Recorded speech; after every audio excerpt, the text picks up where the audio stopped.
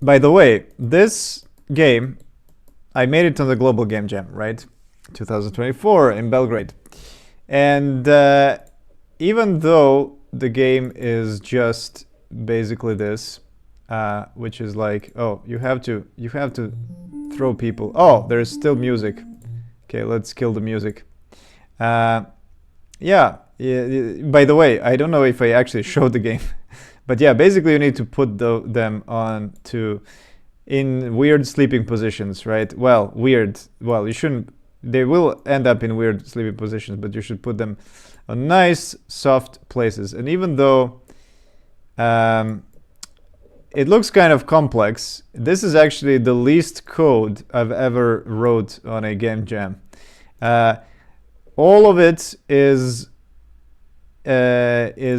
just using 3 scripts, well, 4 scripts, okay, technically 4 scripts, but drag rigid body I actually just copied from another project, so I didn't write it down. But basically how it works is that I have this comfort detector. This comfort detector attaches on each of the rigid bodies of a ragdoll, right? Because a ragdoll is composed out of many little rigid bodies. And so each of these rigid bodies gets this comfort detector. And the reason why, the only reason why I have that comfort detector is because it uses a on collision enter, the magic Unity provided method that then simply sets this bool. This was like the easiest thing I could think of in a few hours of, by the way, it was the last day, it was Sunday, and I remember it was maybe like 2 p.m. or something. And I told to my friend, I just created my first script. I didn't even start writing it, and the game jam was practically finishing at like 5. So yeah, this was my idea to like. The challenge was how to detect when something is comfortable and when not, right? That's the idea. Because if you put people on the ground, that's not comfortable. You need to put them on a chair is not comfortable. You need to put them on some soft like stuff like this. Yeah, this is like 93% comfortable. So basically how it works is just that there is a comfort. Basically whatever you touch that is comfy. And what is comfy? Well, anything that has a tag, comfy. So I need to detect on collision enter. Last touch was comfy. So whatever was it comfortable the last time you touched? Yes, it was, right? If the tag is comfy. And then I have this comfy script, which is on the comfy script. It sounds like it sounds similar to confiscate. Comfy script, which is on each of the characters. So this is like a main script. Yeah, my friend was laughing about comfy.cs. But yeah, that was a very quick naming of things. So yeah, on the start, what I do is I simply, the caption is just the text that you can see rendered there. I need to create a new one. But here's the thing: I have these comfort detectors, and I need to find all the rigid bodies in the whole character. When I find them, I go through each one and I attach a comfort detector. So each of the rigid bodies will detect whether you have hit a not comfortable thing and a comfortable thing. And then I simply have this update where I'm testing. Okay, if the game has not ended, well, not the game, but the process of falling asleep, right? Then I need to calculate the ratio of all the comfort detectors, right? Because I add them into a list. And I simply calculate, the average, well, the total ratio, right? And divide it with the count, and that's basically it. And finally, I need to get the head.